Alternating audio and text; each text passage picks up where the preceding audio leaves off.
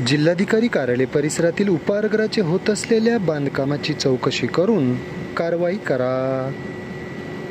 दैनिक माहितीचे संपादक विनायक कामटेकर यांची जिल्हाधिकारी कार्यालयासमोर आमरण उपोषणात मागणी।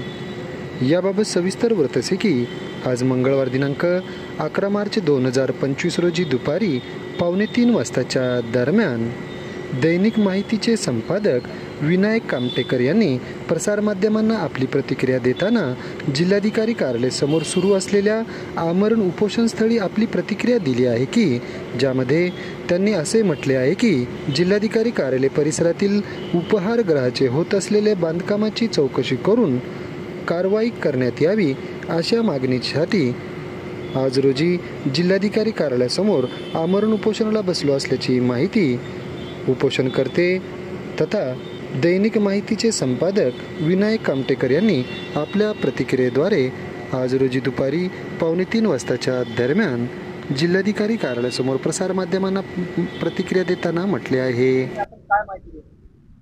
महाराष्ट्र राज्यामध्ये महाराष्ट्र प्रादेशिक नगररचना अधिनियम 1966 म्हणजेच MRTP ऍक्ट 1966 नुसार कुठलेही खाजगी अथवा शासकीय बांधकाम करायचे असल्यास त्याकरिता स्थानिक प्रशासनाकडून बांधकाम परवाना घेणे आवश्यक आहे।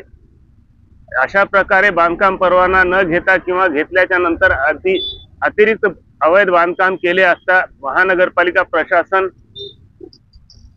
त्या अवैध बांधकामावर हातोडा टाकून पाडण्याचे काम करण्यात येते। महाराष्ट्र नागरी प्रादेशिक नगररचना अधिनियमाच्या नुसार संबंधितांना कायदेशीर 53-54 ची नोटीस व त्यानंतर 260 ची नोटीस देऊन गुन्हे दाखल करून अवैध बांधकाम पाडणे त्याचे कर्तव्य आहे। ती कारवाई 90 दिवसाच्या आत व्हावी असे कायद्याला अपेक्षित आहे आणि तसे न झाल्यास संबंधित अधिकाऱ्यावर देखील निलंबनाची कारवाई करण्याची तरतूद संबंधित अधिनियमामध्ये आहे। परंतु नांदेड जिल्हाधिकारी कार्यालयाच्या प्रांगणामध्ये परिसरामध्ये अवैधरित्या कुठलीही बांधकाम परवानगी न घेता सार्वजनिक बांधकाम विभाग अथवा महानगरपालिकेच्या नगररचना विभागाची कोणतीही परवानगी न घेता 100% अनधिकृत बांधकाम चालू आहे, तेही दोन मजली इमारतीचे। सदर इमारतीची चौकशी केली असता आम्हाला असे लक्षात आले की ही इमारत जिल्हाधिकारी कार्यालयातील उपहारगृहाकरिता बांधण्यात येत आहे। सदर इमारत महसूल संघटनेच्या वतीने संबंधित अध्यक्ष